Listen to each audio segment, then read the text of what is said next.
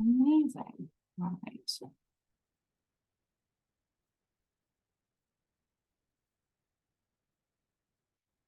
Okay, so as I said, welcome everyone to Residence Life and Services Student Staff Hiring. We are going to chat about a bunch of things today in terms of what we're hiring for and what we're looking for and what the application process looks like. So first, we're going to do just a quick little overview here. Like I said, today we're going to talk about all the different positions that are available, what the application process looks like for each of those roles, what the interview process looks like, any important dates that I think you should be tracking, and then some popular FAQs that we have, and then more importantly, a question and answer period for folks here, and we'll get to that at the end. So before I get started, I do want to sort of reiterate, this is something that's available on our website. And if you are currently a resident in, if you're currently a resident here, then you will have already seen something similar in your contract. And so what we have on our resident contract is really what we, as both staff and student and residents, really want to uphold. So I'm just going to kind of cover it so that we're all on the same page. But Residence Life and Services is really committed to creating and supporting communities where we're seeing equity, diversity, inclusion, and indigeneity being celebrated and embraced. So it is important that we all are active in the work of ensuring our spaces are safe and engaging and diverse. We also want to acknowledge that identity is multidimensional and understand that privilege can be dynamic and situated, and depending on the space that you're in and sort of the identities that you take on, that can change in terms of like how you're perceived and how you feel within those spaces. And so we know that we have a lot of work to do in this area. And as staff and student staff and residents, we are all actively working towards eliminating discrimination and injustice. And so if you find that these statements do not reflect your values, then living and working in residence will not be for you. And you will see that these are sort of values that we try to uphold throughout the interview process. We want to engage with you in that conversation during the interview process. So it's important for you to sort of think about how it is that you would situate yourself with this commitment and how you would sort of engage with it as well.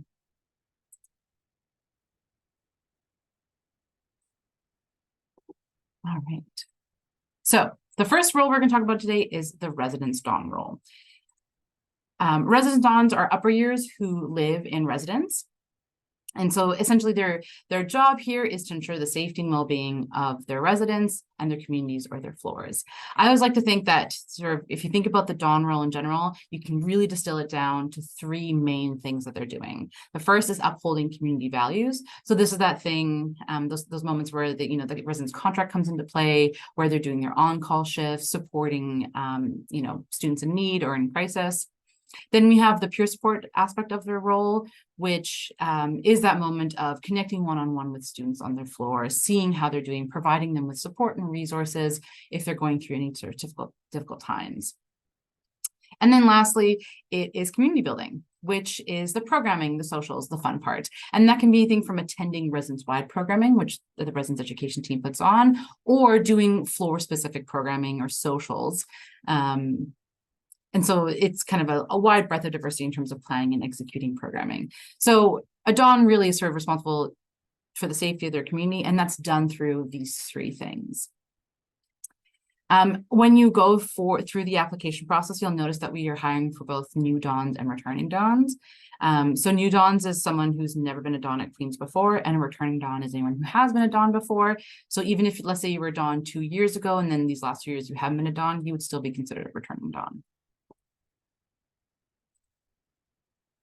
So aside from, like dons in terms of like their floors, they're also part of a larger team. And so typically what we do is we kind of pair buildings together. So 2 to 3 buildings are grouped together, and that's your don team. And dons also work pretty closely with their ResSoc members. So they are our resident society folks. That's the sort of the union or the student representation that you have within residence. Dons are supervised by residence life coordinators, also known as RLCs, and they are professional staff who live in residence as well.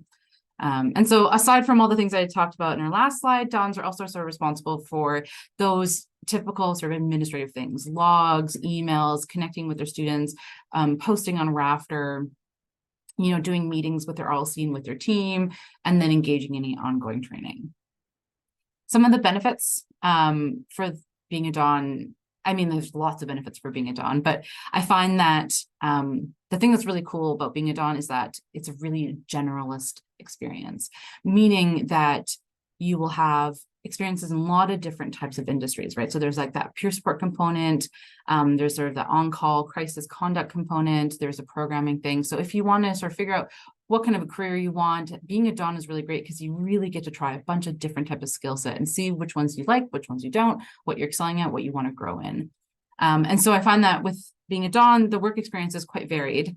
And so you'll see a lot of professional development within your time as a Don. On top of that, because you are supervised by professional staff, we also want to see your personal growth. We want to see you succeed as a student and as a person and as a student staff member. And lastly, like being a Don is fun. We, in the end, want to create community, and sometimes the best way to create community is through having fun and through engaging the floor in a way that is personal, but silly or fun, or something that like really speaks to the people on your floor. So being a Don can be very fun. And we work together to make sure that there are moments of fun for all of us as well. And then the compensation is sort of equivalent to a single room or single plus room and a meal plan for being a Don. All of the Don duties and roles you will find in a job description on our website, which I will kind of go through later on. But this is just a quick snapshot of what it is, what we're looking for in a Don and what it is to be a Don. We are also hiring for living, learning, and unique community Dons. It's kind of like a sort of tiered, a second tier. So when you go through the application process, you'll see that returning your new Don, and then you click if you're interested in living, learning, or unique communities. If you're not sure what a unique community is, we will kind of go over that really quickly. I would recommend that you check out our website for more information. But essentially, we have a couple of floors sort of sprinkled out throughout residences that have a very specific focus. And all of the students who live in those floors have either directly applied to live there. So they had to sort of send in a little essay as to why they want to be part of this living learning community, or they have values that align with our unique community. So we sort of split it up into two factions. We have living learning, and under those we have faculty and interest-based. So folks who are all in the science faculty have chosen to live in a living learning community.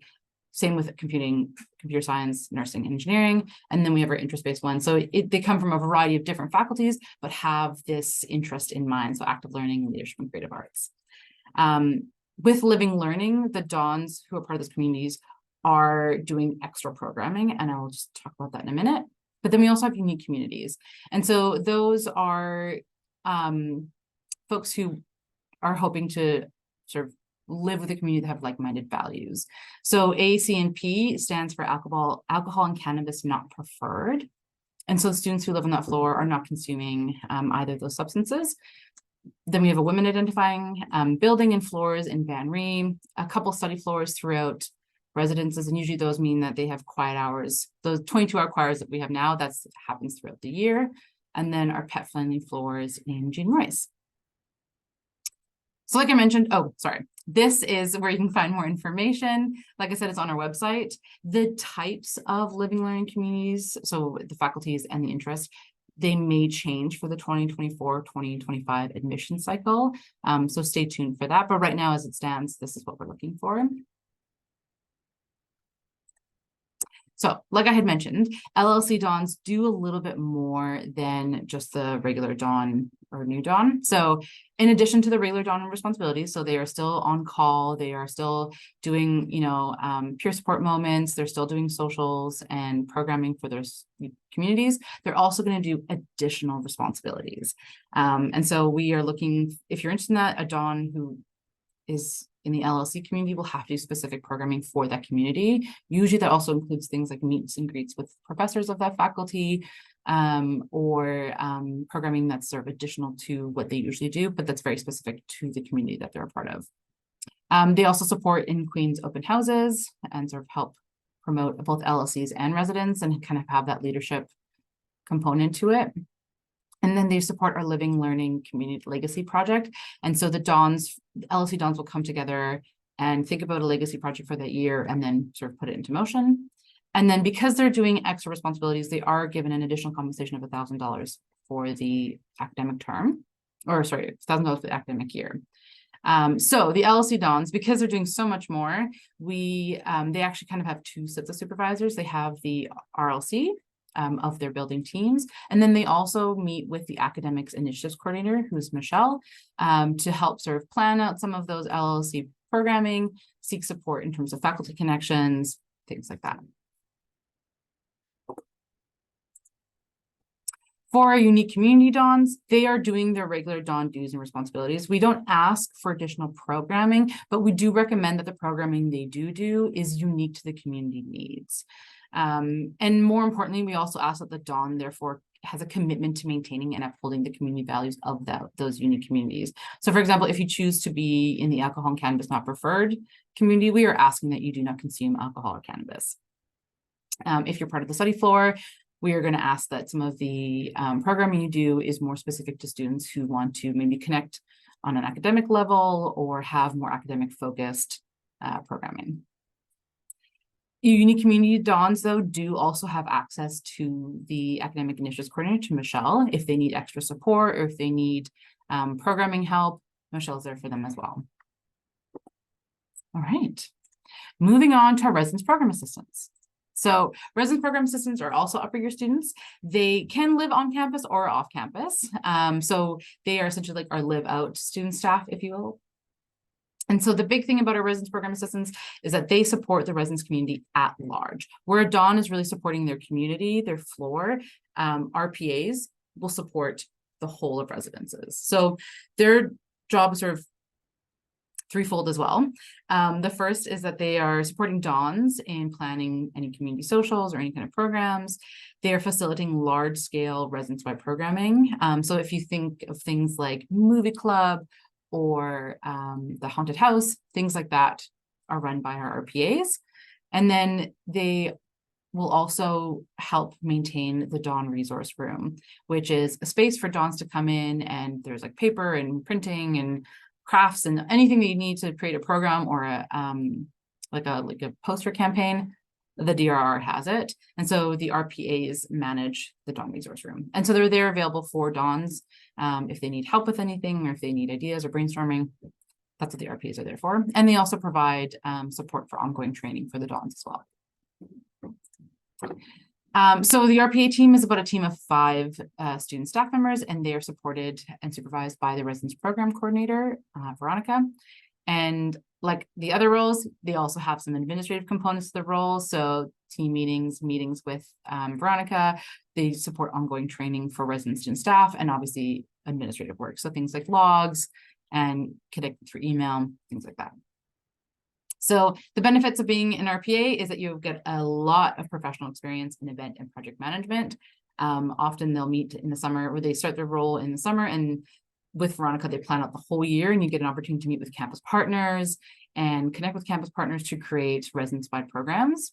It's a flexible schedule, so it's really around your school schedule as well, making sure that we always have the Dawn resource room open every day. You get to contribute and make a direct impact on first-year students, and you are shaping their first-year experience, and you are helping them build community within residence, but then also build community within campus in general. And then the compensation is $16.55 plus 4% of vacation pay. All right, front desk. So the front desk is hiring for 2 or 3 different types of positions. It's the same position, but in different time frames. And so if you're not aware, our front desk is a year-round 24/7 operation, and we have front desks in Vic Hall, Watts Hall, ND Antigone today, and Jean Royce. And we really are open 24/7 minus the winter break. So from the 20th to the 7th or the 8th of January, front desk is closed. And so front desk really is basically the first point of contact for any students or staff and residents, and they are the connecting hub. So if a student needs something from facilities, they reach out to front desk. If a student needs the Dawn on call, they're reaching out to the front desk. If I as a staff member need to have something distributed or connected to, I'm reaching out to the front desk. So it's an opportunity that allows you a lot of different skill sets as well, similar to that Dawn role, very generalist. You get to learn a lot about a lot of different things. So the positions that they're looking for are kind of available by season. They're looking for the summer conference. So that would be working April to August. Because if you don't know, after the school year, in May, 3 of our buildings turn into hotels for the summer. And so the front desk rep would then kind of become like a front desk for the hotel. Then we're looking for the academic year. So that would be from late August to late April of the 2024-2025 year. And then we're looking for folks who want to do it year round. So if you want to do both conference and academic year, that's a 3rd position. And so like the other roles, again, there's a very heavy administrative component to the front desk. There's a lot of logs and a lot of tracking of keys and items to make sure that things are in the right place. Importantly, the front desk also assists with move in and move out, working with things like keys and facilities to make sure that spaces are accessible and safe to students. And then obviously we also have our mail depot out at Watts Hall. And so the front desk would also be part of organizing and distributing student mail and packages. And then some benefits, again, incredible professional customer experience. You will be able to, if you've done a year at front desk, you can honestly work in any customer service experience or customer service field, really no matter what, because you will have an opportunity to sort of talk to a lot of different people, manage a lot of different types of situations, connect and problem solve through a lot of different kind of problems. So it's a really just a font of knowledge as well. Similar to RPAs, it is very flexible and can accommodate your academic schedule. And because it's a 24-hour schedule, there's lots of opportunities for shifts. And so the compensation here is $6.55 per hour plus the 4% vacation pay. There is a shift premium of a little bit of extra if you're working those midnight to 8 a.m. shifts. Lots of opportunities here. All right. This is, I think, the thing that we all really are wanting to sort of connect about and learn more about. So the application requirements, this is sort of a broad view of all of the roles, but essentially we need everyone to be a clean student. Don's doing to be full-time students, but front desk and RPAs can be part-time students. And we ask that everyone has at least 1 year of post-secondary experience. I don't need you to have a bunch of job experiences. We don't need you to have, all these professional experiences. We just want you to at least be in university for 1 year. Or sorry, university or college for 1 year. Then the Don and LLC role, we do ask for a minimum GPA of a 2.0. What will happen is you're going to go through the application process and the interview process, and then we will pull grades at the end of the academic year. And then before training in August, Dons and LLC Dons will need to have their first aid completed and a police records check completed as well. And then for all positions, training is mandatory. Depending on which season you've applied to for the front desk, there's training in April or training in August. For the RPAs, the training is in July. And then for Dons, it's in August. So what are we looking for in our resident second student staff? I think for most of them, this applies to almost all of the roles, but we are looking for folks who have solid communication skills and ability to learn communication skills. And we are looking for adaptability. All of the roles are ones that change quickly, and every day is a different day. So we're looking for folks who have that resilience and that adaptability to manage an ever-changing workplace. Teamwork, you are working with a lot of people. You are not only working with like large teams within yourself, but also with a lot of other large teams and then the student population in general. And so with that, we need open-mindedness. We need folks who are willing to learn. I don't need you to have all the skills ready for when you start the job. I will teach you those skills, but what I want is to see you be open-minded and ready to learn. And then relationship building and conflict resolution kind of go hand in hand, looking for folks who are able to have really healthy interpersonal relationships with colleagues and with students, and manage conflict that comes up. Again, the skills of managing conflict, we will teach you, but I want you to be able to sort of learn that and adapt it to situations. And then for the Dons and RPAs in particular, we are looking for some planning and execution skills and some experience in understanding some of those processes in planning and execution. Okay, so how to apply, kind of an overview here. I am going to also share my screen and go with it with everyone through it live, so you can kind of see what it would look like. But essentially, all the job descriptions are available on the Opportunities in Residence webpage, which I'll take us there in a minute.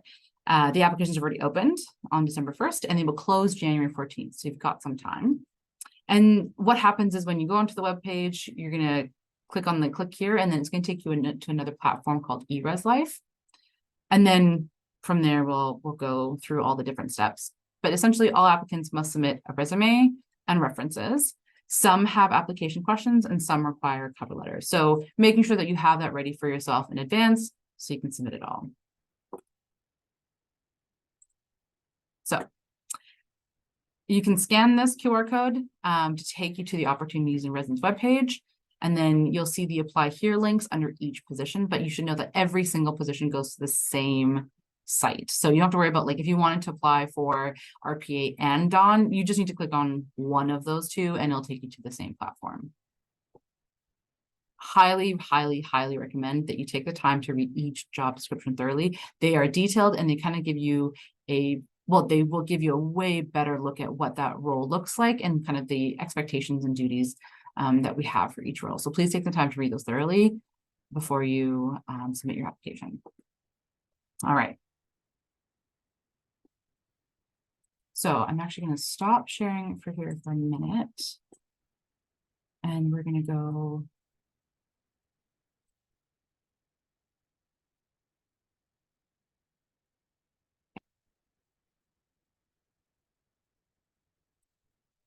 So we're going to do this together in terms of what it would look like to apply.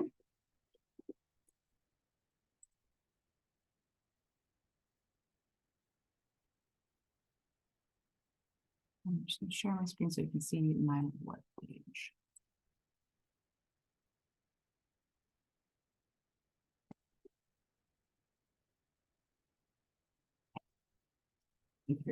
Oh, let me see here. My desk is ready to chat with us. So this is our residence website, queensu.ca/residence.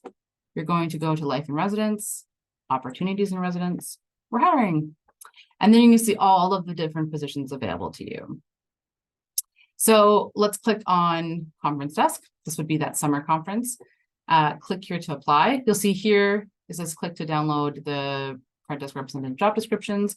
It will have all three listed in there. And it'll sort of pop up into a PDF, and each role has their job description. But each click here to apply takes the same place. So then click here to apply. Because I already obviously have an account, it's already set up. But what you're going to do is you're going to click Activate Account. It will then take you to a window, which I'll show you in just a minute. That then you put in, actually, we can do it here. Click Activate Account. You're going to put your Queen's email. Do not worry about the RMS number. You do not need to put your RMS number. Don't worry about it. You just need your Queen's email. You do need to use your NIT ID email, so now your alias. So, for example, mine is maurer.friends@queensu.ca. My NIT ID, though, is mf147@queensu.ca. So that's what you're going to put through here, and then click Activate Account. It'll then send you a password reset. Put in your password, and then go back to queens.ereslife.com. Once there, you're going to see something similar to this. Mine's a little bit more robust because, again, I'm coming in as a staff member. But essentially, you're going to see a screen that looks somewhat similar to this. You're going to click on View Available Job Postings. And then you're going to see all three job postings available to you with like timelines and all that. And so these ones you see, because they have sort of this tiered, there's 3 jobs within the front desk and 2 jobs within Dawn. You'll get to see both of those. So then if you click on that, again, you'll have access to the job description here as well, just in case if you need it. Click on Apply Now. You choose which cohort you're applying to. Apply now. And then you're going to see a bunch of some information about accommodation, any kind of questions about some eligibility questions. The application questions are here. If you are hoping to be in a living learning community, clicking on that, save and continue. Then there's, that's fine. Then there's the supporting documents section. So depending on the role, for example, a new Dawn only needs to submit a resume and then your 2 references. Once you hit submit, it will then also send an email to your references to submit a form on their end. So let your references know in advance that you're going to put their name down so that when they see the email, they're answering it. The references do have until February 15th to answer. And then clicking submit. So right now, as you can see, I have not put anything in, so I can't click submit. I need to have all of these completed. So the really great thing about eResLife though is like you don't need to submit everything in one sitting. So I can go back in here, maybe answer a bit of things and then save it and then come back later and go for it. So what will happen is closer to our deadline, that January 14th deadline, you're going to get a bunch of emails from eRes saying, hey, your application is still open. We see that you haven't filled it out or we haven't hit submit. Please make sure you fulfill that. Should you not want to, in the end, apply for a job, you can always withdraw your application. So that is how it works in terms of using the site. Okay.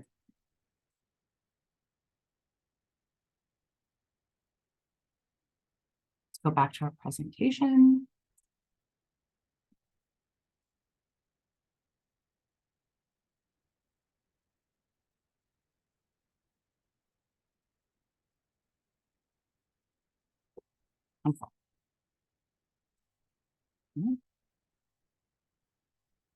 All right.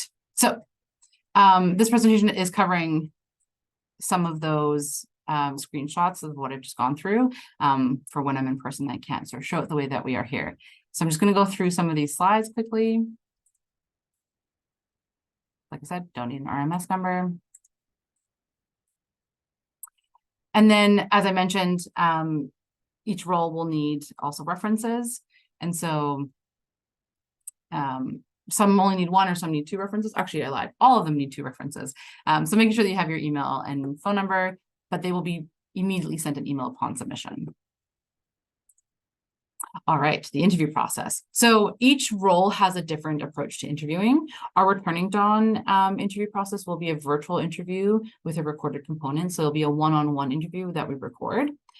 Then we have our new Dawn interviews will be in person and in groups, so sort of carousel style, which means that you'll be sort of situated in a group and you're going to go through 3 different stations, a sort of group building station, a skill testing station, and then an interview. And then our RPA interviews are sort of your traditional virtual interviews with 2 interviewers and 1 interviewee, and the same with the front desk, virtual and 2 interviewers. Yeah. Some important dates that I think you need to know, you can feel free to sort of screen grab that.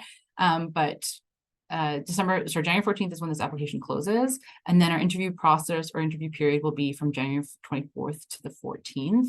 And it's kind of in stages. So we go from returning Dawns, new Dawns, RPAs, and front desk. Oh, sorry, just the RPAs. The front desk interviews will be somewhere in mid-February.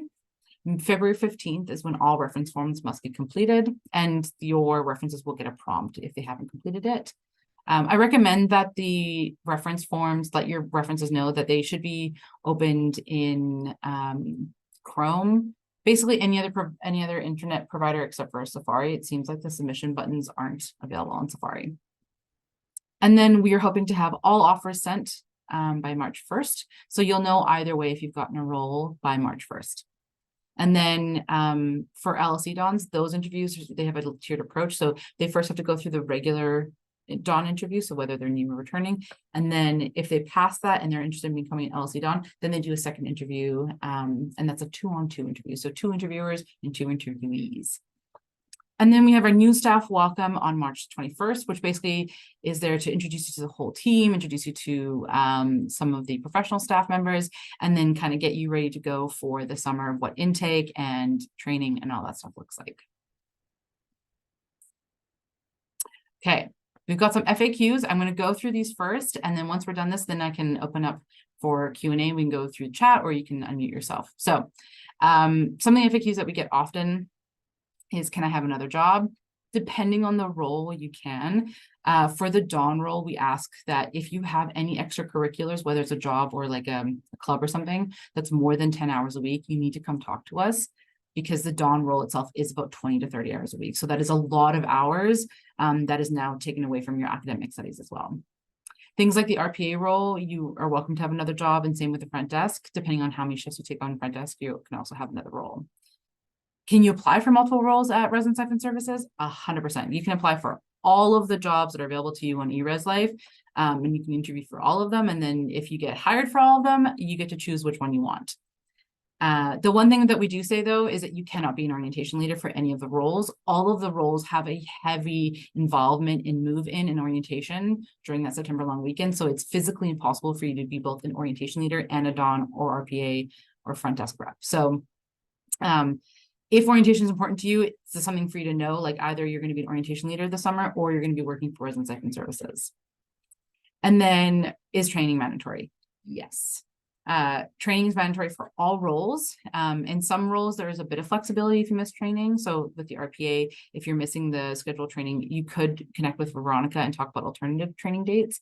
For the Dawn role, you cannot miss a single day, whether you're a returner or a new Dawn, because it's scaffolded. And every year we change something, or our policies are changing, our procedures are changing. And so if you miss a day, you're missing a critical part of the role. And then same with the front desk. There are a lot of components to the front desk. Missing a day of training means you're missing a massive component of what your job needs to be. So training is mandatory. If there are issues with those dates, like feel free to reach out to me and we can kind of talk about what next steps would look like. And then, can I leave, if you are a Dawn, can you leave residence for a night? You totally can. If you're leaving for, let's say, a week or something like that, you need to let your RLC know so that we know where you are. But if you have a friend that lives off campus and you want to hang out with them for a night, go for it. And then, which building will I live in? We don't, so first we just hire the Dawns and then we build the teams in the summer. There's a lot of different components that are involved in building a team, which means also placing Dawns in buildings. And that goes anything from, folks' accommodations and skill set. We try to ensure that all of our teams have a healthy diversity of new and returning Dawns and then a diverse set of skill sets, right? So folks who have really great communication skills and folks have really great programming skills. So the whole team can learn from each other throughout the year. So you won't know where you're living until probably closer to August. Okay, so I'll stop sharing my screen here. That is my presentation about what it looks like to be a student staff member here at Resident Second Services. Now we can sort of open up the floor for any questions. If you have them, feel free to pop them up in the chat, or if you want, you can unmute yourself and ask away. So I'll give you folks a couple of seconds here to get your thoughts in order. Hello. Hi. Hi. I was just wondering, can you explain, like, how does the group interview work? Sorry, say that again. Sorry if my mic is bad, but I was just wondering, how does the group interview work? Like, maybe I can type it. You may need to type it because your mic totally cut out. I think you're asking about how the interview works, but I want to make sure that I'm capturing that question right. Oh, how does the group interviews work? That's a great question. So no worries, no need to apologize. So essentially what happens is each station will have two adjudicators, if you will, or two people who are going to score it. And so they're going to watch all of the folks and score them accordingly. Depending on the station, the scoring is going to be a bit differently. So for example, the skill-based testing one is going to be an easy, like you answer the question, there's a right or wrong, it gets marked on the spot. The interview will have you talking to somebody and they're going to write notes and score it as well. And so the group one where there's like I think they're going to do sort of a presentation style, that one, they'll sort of walk you through what scoring will look like with that. But for each station, there'll be two interviewers who will be supporting and either asking or facilitating the questions. No worries. Any other questions? Yeah, hi. Hi. So I was wondering if we're required to have the first aid and police record before applying. No, before training. That's a very good question. So we need the first aid and the police record check before August training. So it's okay if you don't have them before you apply. It's sort of if we offer you a role, there'll be a letter that says I'm committed to giving you the certificates for both of these things before August training. So we need to have those in before August 20th. But it's okay not to have your first aid or your CPIC before the interview. Okay. And the second question I had was for the unique communities, is that something that you would input while you're applying? Yes. Or is that something afterwards? Yeah, it should be when you click on Living Learning, it'll also pop up with your new communities. Okay. Yeah. Thank you so much. Yeah, no worries. And if not, if like that should happen, but if for whatever reason it's not captured, let me know and we can make sure we can add that to the thing or just like add it to your file that you're interested in that. Sounds good. Thank you. Yeah, no worries. So there's a question here in the chat. Are the trainings in August in person? Yes. All of the trainings will be in person minus the RPA training. So the Residence Program Assistant training, they start in July and their training will be virtual in July, and RPAs can work virtually for the month of July. And then we ask that they come back to campus for the second week of August. And then dawn training and front desk training are all in person, and it's mandatory in person. You can apply for all dawn positions. Yeah. So you can apply for regular, LLC, and unique. Because really what happens is you're going to apply for the regular, you're going to go through the regular dawn interview process. Then when you get hired, then you can then choose if you want to do LLC or unique as well.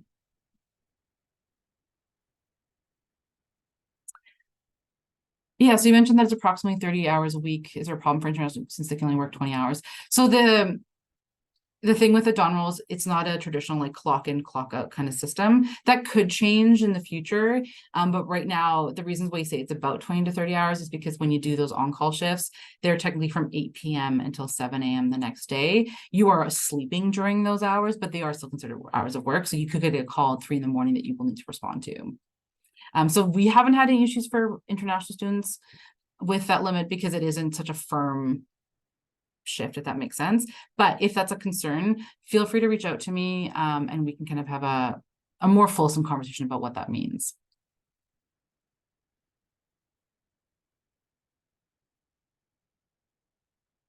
Right. Any other questions?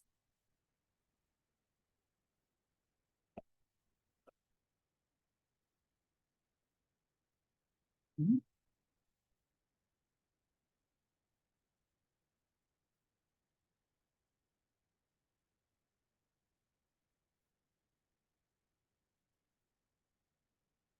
Okay, if we don't have any other questions, we can, oh, one more. All right. Good question. Who do you recommend for references? So it's really anyone who can speak to your skill set. We do think that I find that the references that have seen you do work, so someone like a Dawn would be helpful, or a professor, or if you have work experience, your boss or supervisor from that work experience. So someone who has sort of overseen you or seen work that you've done. A colleague would probably be your last resort. So just because that most likely they haven't seen you from a top-down component and haven't had experience in terms of like giving you direction and watching you facilitate that. So, but we appreciate also that folks haven't had a lot of work experience, and that's okay too. So if you were ever a volunteer anywhere, whoever was your supervisor as a volunteer is a great reference as well.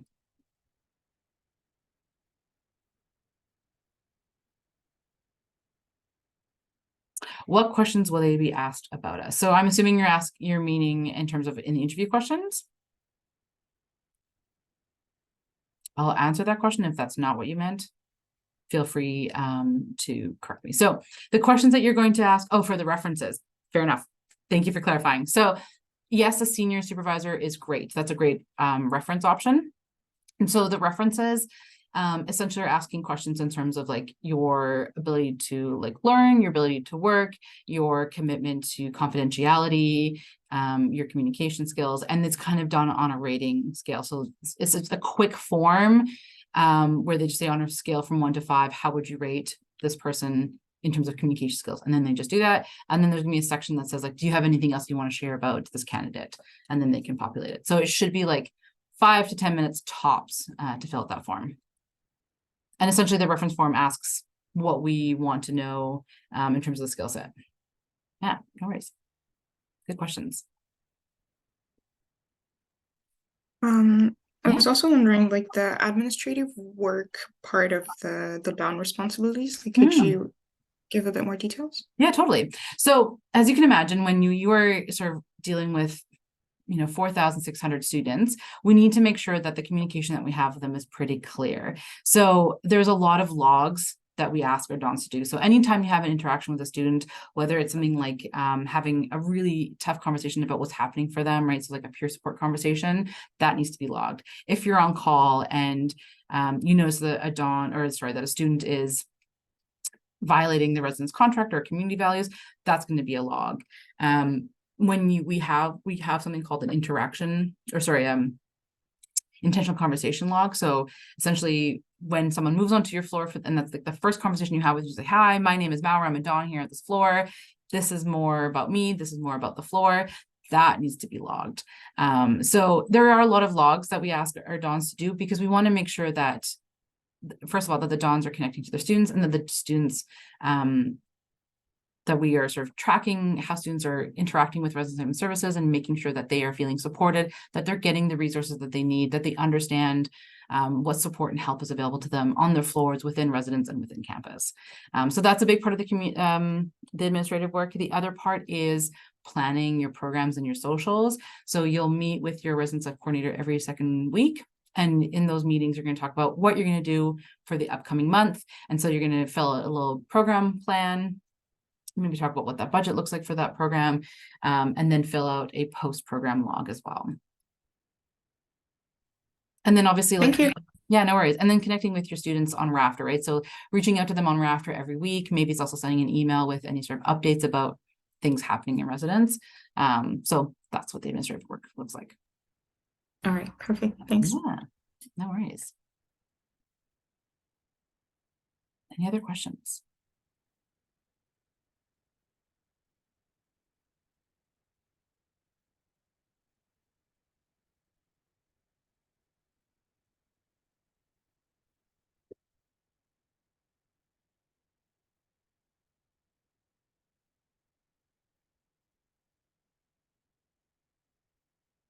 If we have no other questions, I'm happy to wrap this up now and let you folks go a little early.